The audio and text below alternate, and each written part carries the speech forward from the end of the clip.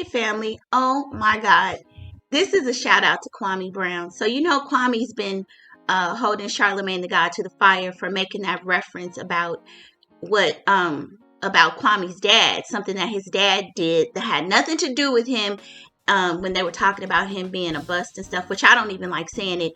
But anyway, they were talking about Kwame, and Charlamagne was making jokes saying, don't talk about him because he may go off and because he may have some character traits of his dad, which is totally wrong. Don't blame children or anybody for that matter for somebody else's crimes or mishaps, right? It's like you're just trying to besmirch their name.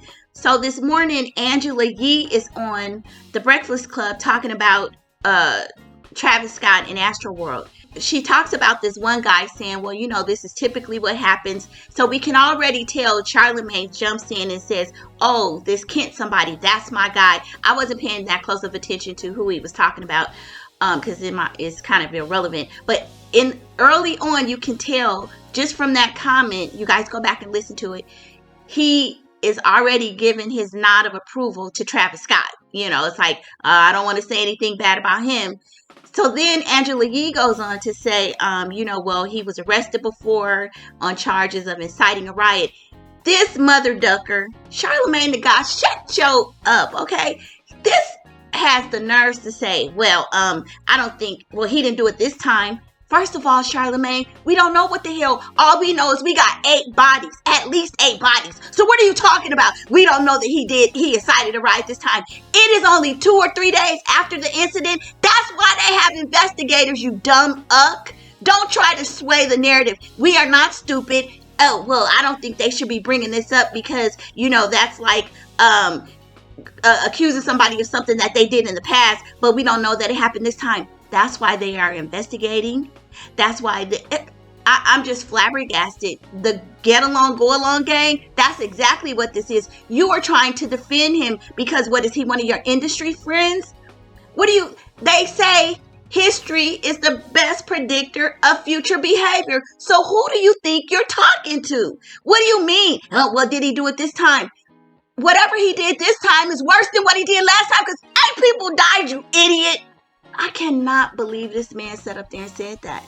So now, we shouldn't be talking about, I don't think we should be bringing up something that he did in the past because how does it relate to this? It relates because he's had a history of it. In 2019, people were injured. At some of his other concerts, people were injured. And now we got young people that have died. Charlamagne, they need to get your behind up off that seat. If that's the best you can do. So you're going to talk about a man whose dad committed a crime, an NBA star, ain't hurt nobody as far as we know. Whatever you think that he did, he ain't been in jail or prison. Well, I don't know about jail, but we know he has not been convicted of any major crimes as far as we know. I'm a Kwame fan. Well, actually, I'm one of his girlfriends, internet girlfriends. But I don't know about that part. But you're going to sit up here, put dirt on this man's name about something his daddy did. But when you go talking about Travis Scott, where 8 people, at least 8 people lost their lives, you going, oh, well, shouldn't we be talking about that? You dumb. I mean, this is out of character for me. But how dare you? Okay, family, let's listen to this. I cannot believe this man sat up here and did this. What a shapeshifter you are. They need to put somebody else in that seat, Charlamagne. I don't know are you getting old? What's going on with you? Because this makes no sense to me. If you are a friend of Travis Scott and you want to support him silently because we can clearly see what you're doing. This was horrible. Jump in the comments and let me know your thoughts, you guys. And I'll see you on the next video. Right. So they're still investigating that. They don't know what that could have been that was injected into his neck. Now, another man is speaking out. Kyle Green, he said he became paralyzed at a 2017 Travis Scott concert in New York. He said he was at Terminal 5 and he was reportedly pushed from a 3rd floor balcony during the performance. and it was a severely crowded event. And so they also are discussing previous incidents that happened with Travis Scott. He did plead guilty to reckless conduct charges following Lollapalooza back in 2015. He encouraged fans to jump the safety barricades, according to authorities. In 2017, he was arrested after authorities accused him of inciting a riot during a concert at the Walmart Arkansas Music Pavilion.